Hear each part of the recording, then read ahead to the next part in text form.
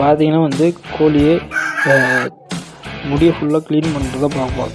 சுடு தண்ணி கரெக்டாக ரொம்ப சூடாக இல்லாமல் கம்மியாகவும் இல்லாமல் ரொம்ப சூடாகவும் இருக்கக்கூடாது. கொஞ்சம் ஓரளவுக்கு பதமாக எடுத்து அதை நல்லா முக்கி எடுக்கணும்.